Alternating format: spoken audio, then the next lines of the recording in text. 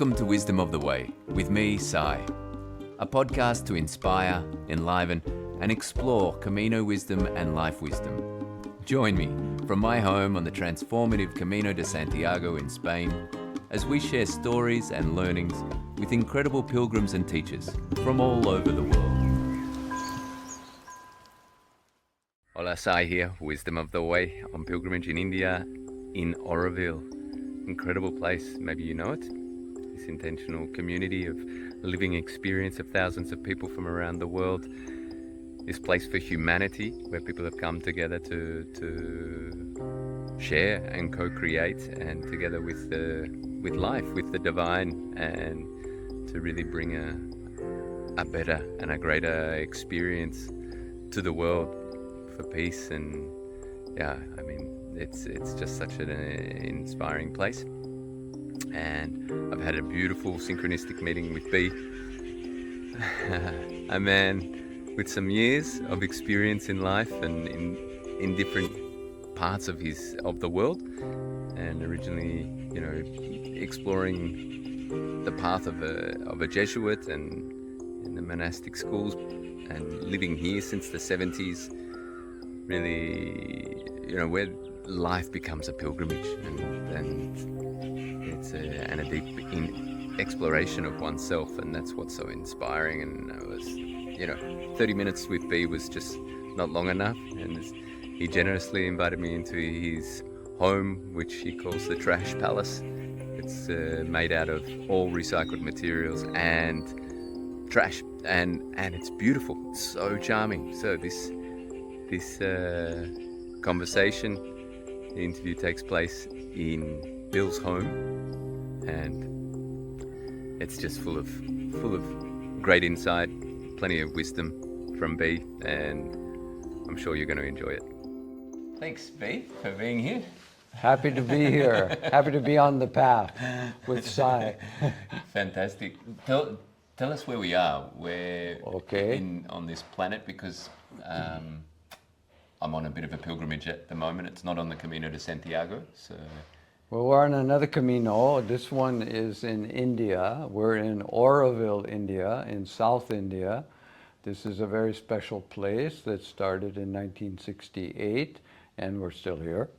And fortunately, I could come in 1974 when it was a desert, and very difficult. I knew I couldn't live here after I got here because I read the hype about it before I came. And was disappointed, as does happen, because we tend to live with expectations. So all of that we always have to let go. So I came here, my name was Bill, and I said I can't live here as Bill, I can't camp in the desert, and the project appeared rather impossible. So I said, well, the change is inside. I have to change myself. So I changed my name. That's when I took the ill out of Bill, so I could just be. So now I am B. And everybody calls me B, except a few recalcitrant French people who said, we knew you as Bill, and you will always be Bill. No, we all have to change, no matter who says what. But all the gurus will tell us to change. And I'm so fortunate to have spent all these years here. We've built basically a global village, and we're on the path. And I am very attached to a particular Vedic symbolism called the sunlit path, which Sri Aurobindo, the famous, he was a mystic, a poet, revolutionary in India. Anybody who doesn't know him should. I was informed late in my academic career that if I didn't know Sri Aurobindo, I was very incomplete. I shouldn't be doing anything until I read him, and I did, and that's why I'm here. So that's just a recommendation for everybody. And he wrote a fabulous epic poem that is kind of a map of consciousness called Savitri. And a lot of people don't read it anymore, so I'm rewriting it. My Savitri is called Maureen, and of course she is a cyborg, because humans have failed a bit, but we're going to use now AGI, to change our life, change the world. And that's the pilgrimage we're on. We're going to a better future. We're going to a new species. We're going to transform. Because if we don't transform, it's called extinction. So evolution or extinction is getting clearer and clearer every single day as governments collapse, as religion has failed us, as our education has somehow conditioned us the wrong ways. So all of this we are letting go of and stepping into this bright future, and that's what I'm doing here. And I'm sitting here with Sai in a house that I made out of trash. It's an amazing place, really. Well, I'm so lucky.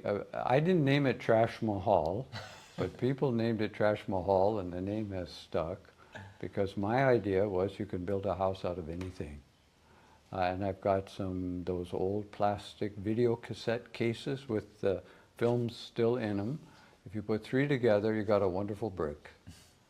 So, and they will probably outlast the local bricks. But anyway, the house is mostly mud. They're mud blocks, compressed mud blocks that failed. And when they were making them, they put the wrong mix. You have to put a little bit of cement in, 4 or 5%. They screwed it up, so they said, we'll throw these blocks away. I said, no, there's no throwing away. We use everything. Everything has a place. So my whole house, this floor, is landfill, what they call landfill, which is polluting every city in the world and the ocean. You just ram it down, put a little cement on it, and you got a great floor. It costs nothing. It's phenomenal. Looking around, this is it's an incredible stimulation for the eyes, but and creativity. I mean, it's phenomenal. The lights that's lighting us here is made with recycled DVD covers, and it's fantastic. And I mean, everything has the improvised tripod that we have today is made out of recycled Tetra Paks. It's beautiful. This window, everything, right? Well, you see, I think we have to get this concept that matter is sacred. See, we're living on Mother Earth. This is the body of the Mother. Mother Earth, Mother Nature, and here in India we say Mother India also, because they get it here, but still they're messy. We have to respect all matter, and there's no need to throw things away. We've been conditioned to do that. We're in consumerism. We have to use everything, and there's enough to go around. There's abundance. We can take care of our big family of 8 billion people, no trouble at all with the technology we have. But there are a lot of mafias who want to make a lot of money. There are oligarchs trying to take over the world. We all know these things. The currencies are collapsing. We have to be ready, and we get ready inside. That's why we're on pilgrimage. That's why these wonderful metaphors of the path, the sunlit path. The sunlit path only says, everything that happens to you is a grace. So if you get cancer, some people freak out, some people immediately take their life seriously and do fantastic things, and even sometimes the cancer goes away. So everything is an instrument. The grace is so detailed that we cannot with our minds fathom how much every detail. I mean, in the Bible they always say the hairs on your head are numbered. So to try to get the concept of how detailed. So our little meeting here, I just met this guy, 15 minutes ago, and he had a friend named Ruth who told him about me, and my friend Ruth from America was just here. So everything is synchronicity, serendipity, everything is linked. We're in a cosmic, multiverse, cosmic dance. It's phenomenal. And this is a vortex here. This is a real... Absolutely. So I'll tell you something interesting about my friend Ruth. Like, when I arrived to the Mandir, so the Mandir here is the Matri Mandir is the temple, which is... Well, we don't call it a temple, Oh, no? because that puts it in a category. No ritual, no worship. Right. See, A place for concentration. Yeah, and you go when you want. Yeah. It's amazing. I mean, the experience of silence there is something like I've never experienced yeah. anywhere. So just a few days, I came for the day and I'm here a few days later because it's hard to leave, but I'm on my way out. Yeah. But as I arrived to under the Matri Mandir, around the lotus pool, I saw someone who was sitting outside as I was about to enter. And I saw this person, they saw me. It was a bit of, do I know this person who had met some years ago, hadn't seen for many years? This friend who lived in a community when I was on another pilgrimage in Israel. And it was such a quick glance that we didn't have so much time to anything more than that. But that was this feeling of, it could have been this experience of, I see you and I haven't met you, but I see you, that kind of look, or maybe it's you. And it was, and it was this person that told me about you. And today I was returning to the gardens there, and I saw you there with many people, and I thought, because she said, oh, you should meet B, that'd be really interesting for you. And I saw lots of people, and I thought, well, I'm just going to leave it in the hands of grace, of the divine, and if that works out, I don't want to intrude and hassle. I went to the garden, spent my time, meditated, came back, concentrated, and came back, and there you were, on your own. At closing time, it was just serendipitous timing, absolutely, and thank you for this openness to say yes. And We're part of it. Yeah. We're all part of it. Not you, not me, both of us together, and all these people who maybe have a few moments to rest on their pilgrimage and say, what are these guys talking about? So, pilgrimage, and maybe a bit of your life as a pilgrimage. You were just mentioning before we started recording that you took a path, or you studied with the Jesuits, and then you went to the seminary. And Well, I was just, I went to college at 17, and college, at first I thought I knew everything, and then went to college, I realized there were a few people smarter than me. So then I thought, well, yeah, let's get educated. But then I saw all these people were getting educated to be real estate brokers and interested in careers and this and that. And I said, no, we got to do something about this earth. We got the things are, and this, I'm talking about 1959, you see, before the hippies came, before anybody, people were still very heavily asleep. And I'm thinking, we got to do something. So we were forced to take military training in this college. This was University of San Francisco, Jesuit college. And the captain is up there explaining about wars, and I'm looking out the window. And I'm saying, what am I doing here? But very quietly, he snuck up on me because he saw I was not there. So he came close to my ear, and then he yelled at the top of his voice, wake up and piss, boy. San Francisco's on fire. I rolled out of the desk in shock, in total shock. And when I came to, I realized that was the Zen master. That was what I needed. I dropped out of college. He was absolutely right. San Francisco and the whole world was on fire. And I had better start pissing and doing something about it. So I went in the wilderness. I climbed up a mountain in the Trinity Alps to this 10,000 foot peak and sat on a rock, and I said, okay, God, we got to do something here. God was silent. So I said, what am I going to do? And I had happened to have had an uncle who was a Jesuit, and he died. And his friends got thrown out of China. They were China missionaries. Mao chucked them all out. And I met some of those guys. And they had this vision, we can, Jesus' love and all of this, we can save the world. And I said, well, maybe the Jesuits have got something.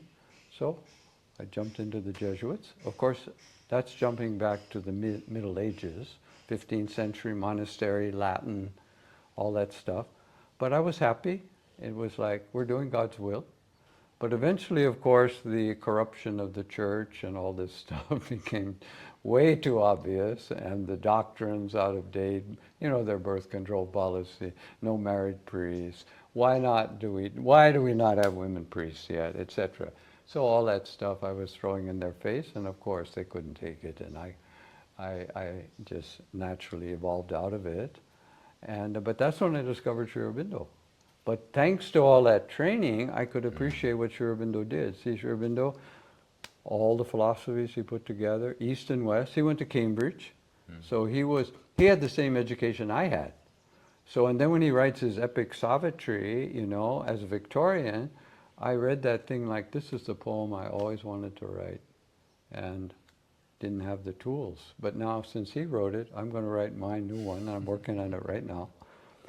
And my life changed, you know. And so then I decided, yeah, I got to go to Oroville, because Oroville came to me through the writings of another philosopher, and it was so clear, got to go there because they're going to build a city. Explain to us what is Oroville, because you know maybe lots of people don't know. And until a few days ago, I really didn't know what Oroville was.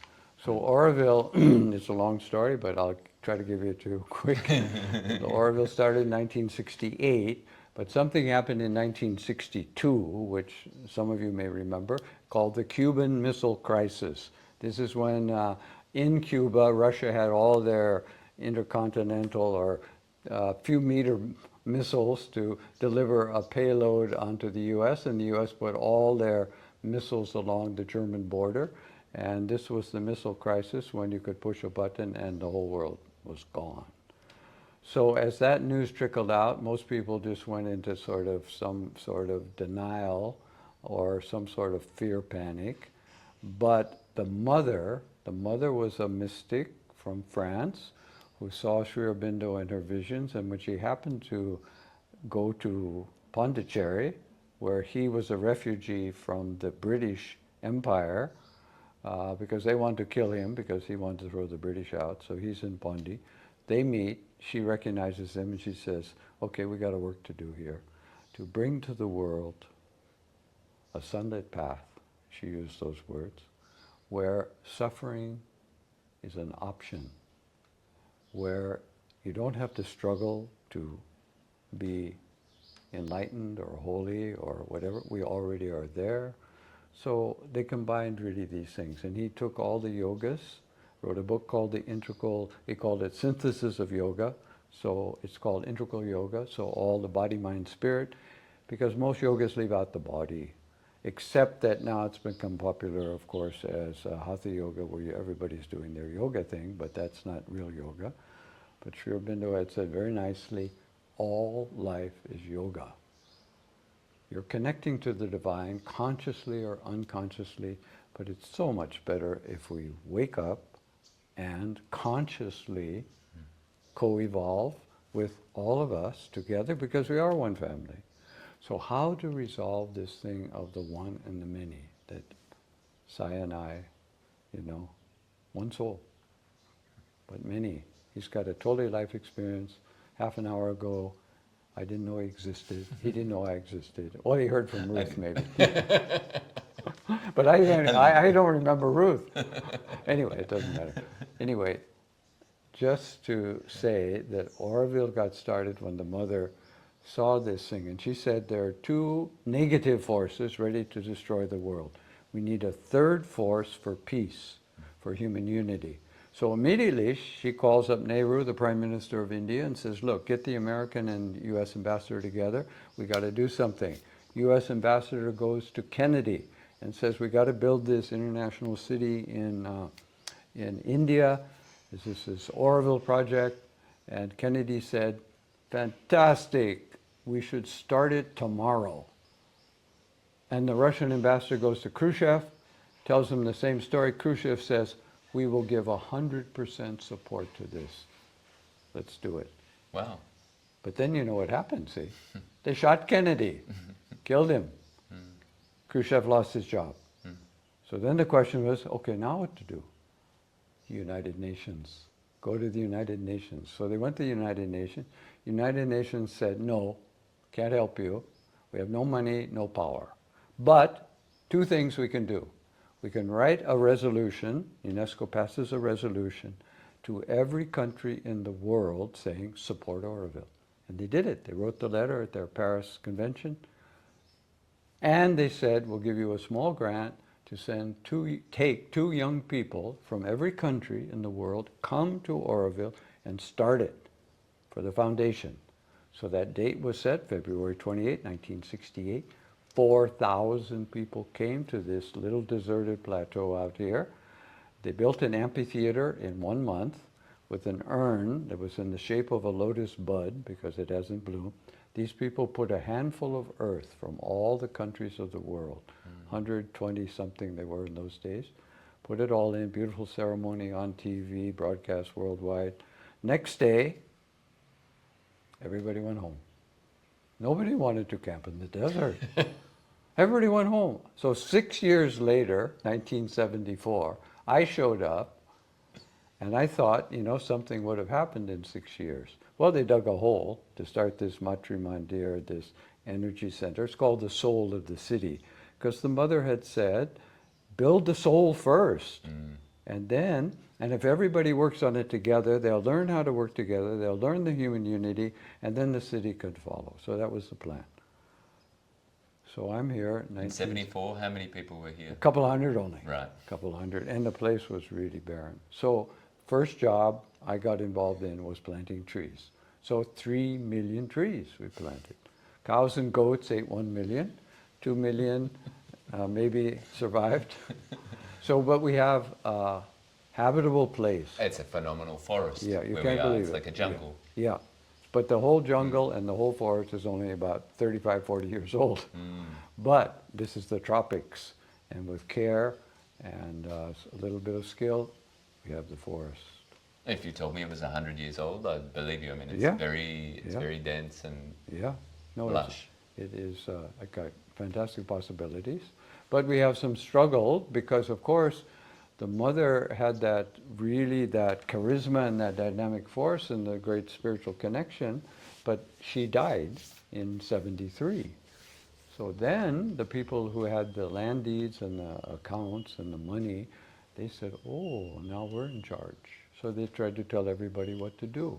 But that's not the idea of Oroville. Oroville is the residents are in charge, and we have to evolve the new systems, decentralized government, you know, a moneyless economy, all these things we have to do.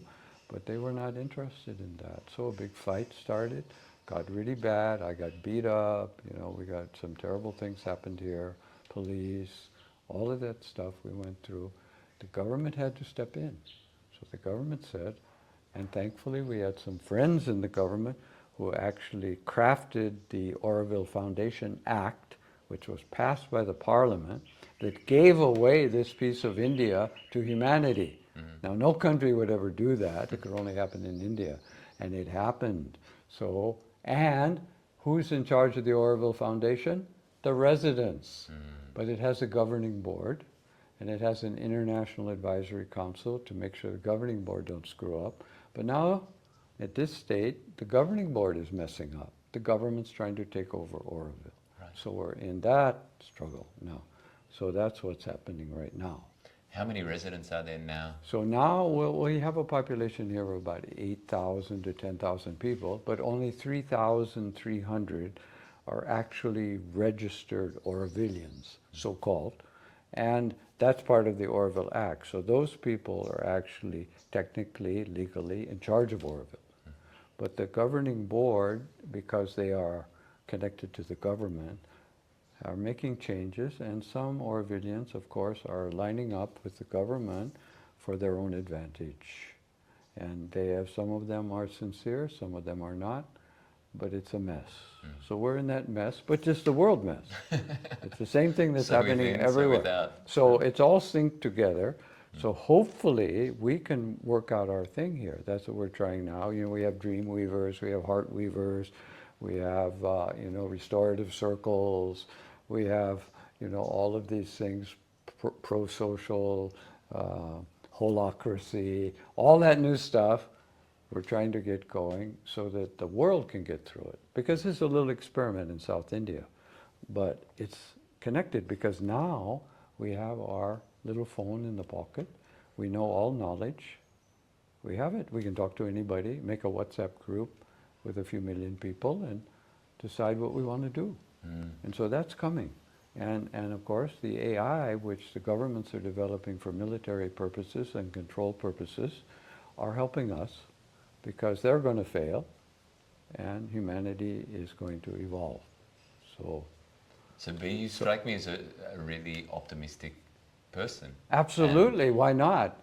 You know, because Well, I think a lot of people in the world at the moment probably may not feel so optimistic. But see, even that- personally or yeah, but as a see, collective. why not? Why don't they feel that? Because they're not feeling the love. See, the love is inside Mother Earth. The mother is love. The mother said, nothing can go wrong. Am I not your mother? And the mother comes every few centuries and says it again. She said it in 1530 to this Juan Diego in South America, Our Lady of Guadalupe. She said to him, don't be anxious, don't worry. Am I not your mother?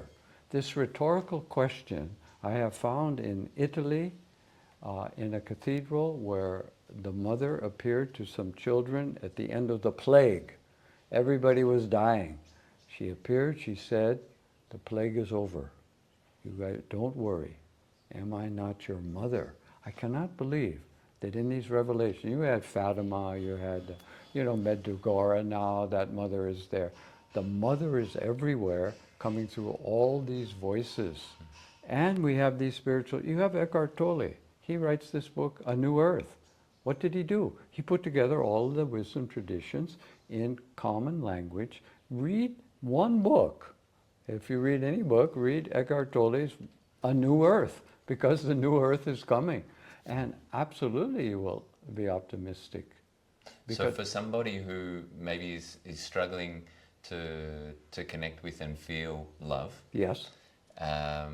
what advice would you have? How Okay, does one go about that? Okay, so I asked a Sufi, I didn't ask him, somebody else. I was in a group with some Sufis, Sufi master, and this guy's name is Talat. He's an old man from Turkey. So Talat said, somebody asked him to explain exactly what Saya is saying. He said, Sufism has 3 principles. If you follow these 3 principles, take care of everything. So the first principle is, and then he reached out with both hands and he said, calm down. Second principle of Sufism, calm down. Third principle, calm down. And everybody in that group calmed down because he transmitted that. You see, the Sufi path is a heart opening. So the Sufis give you that, the Christians give you that, but we have to calm down. We are here, and it's now. All that past stuff is gone. We have to come into the present. That's why Eckhart Tolle is so good, because he started with Power of Now and all that stuff. We're here. It's being. We're talking about being. We're not outside of being. We are being. And we are love. Because love manifested everything. We have the mother. The mother, we wouldn't be here if we didn't have a mother. So the mother, all in every nanosecond, is creating the universe out of what? Love. That's why trash is not trash or waste or garbage. It is sacred matter. And we have all the matter, we have all the abundance. I have spinach growing all around my house that built Machu Picchu. It's called chaya. It's called the Mayan spinach. It's a spinach tree. It grows in any climate, under any conditions. It will feed everybody. It's more nutritious than the spinach they sell in supermarkets. We have all the food we need. We have everything. We can take care of each other. Why aren't we doing it? So like you said, okay, what do we do? If somebody comes, they come along on the pilgrimage, they stop at your place, they're struggling, they're worried about God knows what, my relationship, my money. No. Calm down. It's all here. It's all here. And you feel the love. Sri Aurobindo puts a great line in his Savitri epic, because this Savitri has to go and rescue her husband from death. That's the story. So she has to fight with death. She has to go through all the planes. The guy's taking the soul. Death's taking the soul. She's traveling with him. She's explaining all along, telling him, no, no, death, your time is over. Yeah, no, no, no. Death is the natural thing. Everybody has to die. You've got to get out of this materialism, you know. No, no, no. All the way along. And finally, she melts down death with light and love. Death melts. It's called the melting. And when she gets to the end of the story, some sage comes up to her and he says, okay, you went through this whole thing, you brought your husband back from death. What's the secret? Tell me the secret. And so she says, awakened to the meaning of my heart, that to feel love and oneness is to live. And this, the magic of our golden change, is all the truth I know or seek, O sage. There it is. Got the secret. And if you want it philosophically, Sri Aurobindo wrote another book called The Secret of the Veda. It's a wonderful book. He wrote it 100 years ago. And he says at the end, he tells the secret, and then he said, but nobody's going to get it because they don't understand. Here it is. And I meet all these people who, you know, Sri Aurobindo people, and I say, have you read The Secret of the Veda? Oh yeah, it's a great book. What is the secret? Nobody can tell you.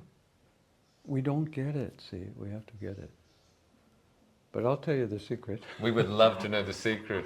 It's a Sanskrit word, it's a triptych, it's very, but many people know it. And I even met a Swami who had that name, nice guy, Sat Chit Ananda. So that's existence, consciousness, bliss. If I'm conscious, and everybody's conscious, I ask you, do you exist? Everybody says yes. But are you conscious that you are conscious? Then you get the bliss, the Ananda. That means you feel good because you feel that you're here and that you're alive. So then you follow your bliss, which Joseph Campbell told everybody in the 60s, you know, the hero with 1,000 faces. And one news guy, I remember, I saw an interview, they said, how can you tell young people to follow their bliss? It'll just turn into a huge orgy. He said, follow your bliss is from the Vedas, it's 10,000 years old. I got it from them. Because if you're following your bliss, that's your dharma. Because everybody's got to do something different. You know, your parents will, of course, try to program you, your education, everybody, the Jesuits, everybody. But you have to do what you know inside. And it's inside, and it's accessible if, just using the 3 principles of Sufism, calm down. It's too simple for people. They want a little drama. It's true. It's True, isn't true. it? And we think that the wisdom is complex. Yeah. When And you have to suffer. Huh? In the image of a saint, somebody who suffers like mad, and a lot of them did. But they also had the bliss, see? They didn't really suffer. You know, they're burning you at the stake. Those people were in ecstasy. Joan of Arc. I mean, look at Joan. You know, she did it all. And we were all in that. But we have a little different job. You know, she was leading the French army. We don't need to do that anymore. But we have to do the eco-warrior, whatever you want to be. and this is a great example. Yeah, of yeah, that, huh? yeah, yeah. People, one architect said to me, this is not a house. He said, it's a message. I said, what did Gandhi say? My life is my message. This house, because see, anybody can come here, they look around and they say, and they see a lot of flaws, of course there are a lot of flaws, and they feel empowered, I can do that too. Right. If that guy can do that, Yeah. God, I can do that too, and I can do it better. And it's incredibly creative and charming and accessible. Yeah, It's- but see, you have to have a little bit of background in the sense that something like permaculture you need. Because permaculture says you use what you have. See, a lot of people might imagine a nice house, but they need this from Afghanistan and they need this from Singapore. No, no, no. If you're in a rocky field, you can't build your house out of wood. You build it out of rocks.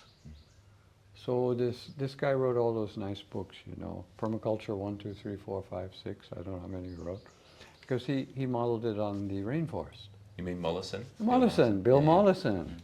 Yeah, good old Bill Mollison. Mm. I think he went to heaven. He did.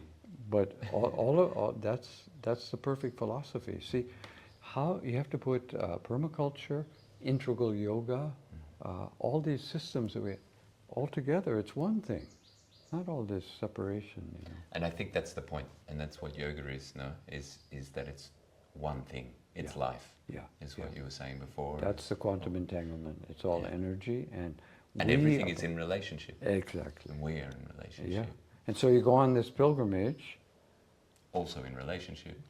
to find out, and as you walk along, as you meditate, you feel it. And then, but you keep going, see, no matter what happens. That's the secret, is to keep going. Because people come to these so-called obstacles or blocks, or they get a disease or a crisis. But the crisis is also the gift. So, here we are, following our bliss. Me, thank you so much. Thank you. I would thank love you. to spend the afternoon. You have an I- appointment to go to, so thank you so much. We for your- all have for your where we're time going. and- Yes, yeah, yes, yeah. yes. And for this beautiful sharing, for welcoming us Yeah. into your home. I'd Yeah. love to do a little walk around for Yeah. a minute in your home. Of course. But it's such a gift, and it's so beautiful to, you know, like I literally met you and we spoke like that, and you were like, yes, I'd love to have a conversation. So Well, I it's a hope great anybody example. who ever sees this, you know, gets a little push if they need it. If they need permission to go and do their dreams, you have permission. B gave you permission. I'm going to second I had a this. friend. I have another story. I don't know if we have time. I don't have wanna time. drag We have it. time. There was a guy, a good friend of mine. A friend of his went into to the dentist, and he's waiting, and he sees the receptionist, and she is looking so depressed. He can't believe how bad this woman looks, and he can't quite take it. So he goes up to this woman. He says, "Are you all right? You know, is there anything I could do, you know, to help?" And she says, "You know, there's nothing you can do for me. I hate this job, and I don't want to be here. I want to be an artist." And he said, "Well, what do you need to be an artist?" "Oh, you know, artists have a hard time to make money, and I have to do." He said, "Wait a minute." He went and he sat down, took a paper out of his pocket, and he wrote permission on the paper. He walked up to her, he gave her that paper. He said, "Here's what you need." She read the paper, started to cry, quit the job, became an artist, completely supports herself as an artist, and is doing very well. So he said, "I've got to get this." He printed little permission cards. And so whenever he talks to somebody and they start, you know, this complaint, "Oh, you know, I want this, but I can't do it, and, you know, or I wish this," he pulls out a card and gives it. So my friend does the same thing, and he gave me a permission card. So anybody who knows the permission story, but see, we've been given permission by God, by every guru, by everybody. But to get it, see, to get it, to feel the love and oneness, that's the trick. It's the feeling, it's not a thought. So how do you feel love? It's here. Yeah, It's here. yeah. The experience. The experience. When we calm down. Calm down. It's beautiful. I love it. I mean, it's really about allowing something that's already here, Yeah. already existing. It's Yeah. not outside. Yes. Don't need to find it. Yes. Don't need to create it. And we're so lucky that, I mean, I feel so lucky, I've been so blessed, because I met, you know, I was very fortunate, you know, to have the Jesuits that taught me everything I know, and to have all these spiritual teachers that I was able to meet, you know, meet the Dalai Lama and all these swamis in India. But not everybody has those blessings. So we'll give it. We'll give the permission. Absolutely. Absolutely. Permission granted Yeah. for everybody. For everybody. You don't have to. You're on that pilgrimage. That pilgrimage is as good as any. Absolutely. Yeah. The pilgrimage that you're on is the best one, is the one that you're on. It's the sunlit path. Sunlit Path. Yeah. That's the name of your book as well. That's the name of one of my books. It's called The Way of the Sunlit Path, and it's right here. And I'm going to give Sai one to take, and he'll put it in the library, and it'll probably be there, maybe. But somebody may steal it. Good, and I'll give him another one. Exactly. In the library in Terra de Luz, which is the name of the place, actually, Okay. which is the land of light. So there's Okay, a nice, perfect place. nice synergy in Perfect the name of place. our home. So, Very good, very good. thank you. Most welcome, Yeah, most welcome. many Thank blessings. you too. Thank you for your generosity, for for your love. for taking a little detour on your Compostela path to come here. It's all part of the pilgrimage. It's all part of it. One earth, one people, one family, one love. Well said. Thank you.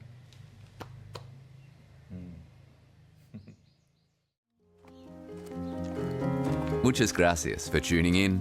Wisdomoftheway.com is where you can sign up for our newsletter for transformative walking retreats, courses, and free practices.